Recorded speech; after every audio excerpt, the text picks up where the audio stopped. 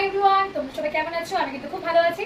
আজকে আমি তোমাদের কাছে একটা খুব সুন্দর মুহূর্ত শেয়ার করবো, মানে সুন্দর মুহূর্তের কথা প্লাস সুন্দর মুহূর্ত জিনিসটা কি সেটা শেয়ার করবো।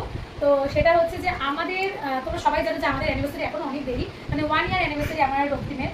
তো আমার বাবু আর মণিমা মানে রক্তিমের মা আর বাবা তার আগেই মানে আমাকে সারপ্রাইজ দিয়েছে। সেই সারপ্রাইজটা হচ্ছে এটা, আমার সারপ্রাইজ গিফট অ্যানিভার্সারি উপলক্ষে। সেটা হচ্ছে এটা কি, এটাই আমি তোমার সঙ্গে শেয়ার করবো। সেটা হচ্ছে এটা। তো এই ইয়ারিংসটা কেমন আছে তোমরা সবাই অবশ্যই বলে। ইয়ারিংসটা দেওয়ার পিছনে রিজনও আছে। সেই রিজনটা হচ্ছে আমি যখন এই বাড়িতে বিয়ে করে আসি তো তখন আমার হয় কানে ঝুমকো ছিল, বড় ঝুমকো, না হলে আমি বিয়েতে ন্যাচারালি সবাই গিফট পাই ছোটো ছোটো ইয়ারিংস বাগেরা এরকম। তো সেই ছোটো ছোটো চাপা ইয়ারিংসগুলো পরে আমি শুতে পারতাম না, আমার খুব কানে লাগতো।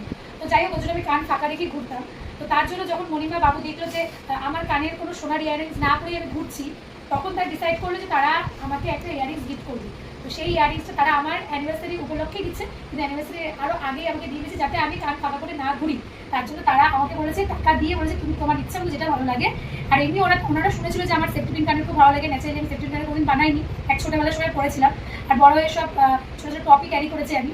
তো যখন তারা শুনলো যে আমার সেফটি পিন কানের খুব ভালো লাগে, তখন তারা আমাকে টাকা দিয়ে বলো তুমি তোমার পছন্দ সেফটি পিন কানের বানিয়ে নিয়ে আসো। তো এটা আমি বানিয়ে নিয়ে এসেছি, মণিমা বাবুকে লিখেছি, দুজনের খুব পছন্দ হয়েছে।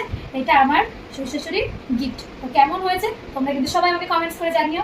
টাটা, আজকের মতো, লাভ ইউ।